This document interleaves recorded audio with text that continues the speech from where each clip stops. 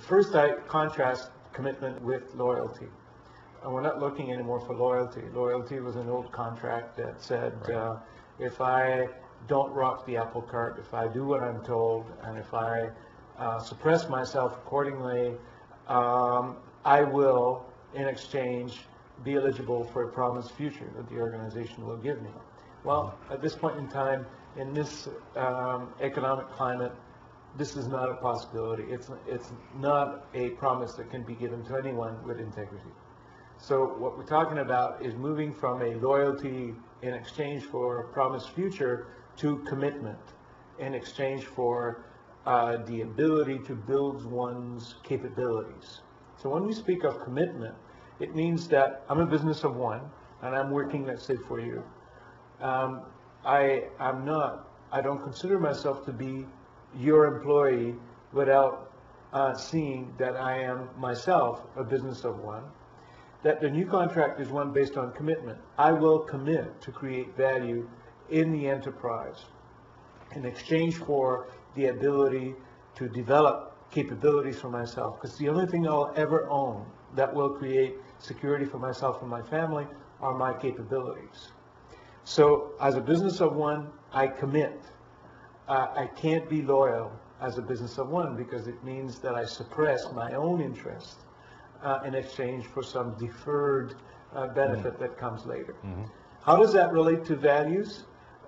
In a sense, loyalty, I believe, will refer to an earlier level of development as depicted by values that is more dependent on the organization, that is more hierarchical, if you want. Whereas at a further evolution of our values, a further level of evolution of our values, we're talking about self-initiated behavior, we're talking about self-initiation. At that point, I'm the business of one and all of that.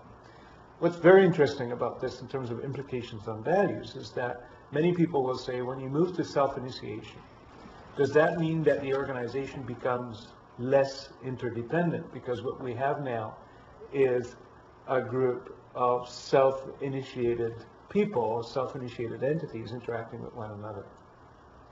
What's very important here is to understand that partnership can only take place between two people who are not dependent, but who feel that they're standing whole and now have a foundation for finding where they complement one another so that they can move forward in this partnership with confidence. A partnership based either on one being dependent and the other not being dependent, or both being dependent, is a partnership that is bound for failure, because at some point or other they will reach a point of distrust that will break that partnership. So when we're talking about commitment in organizations, it's in fact a precursor to good partnership, because from commitment flows interdependence and the ability to partner well.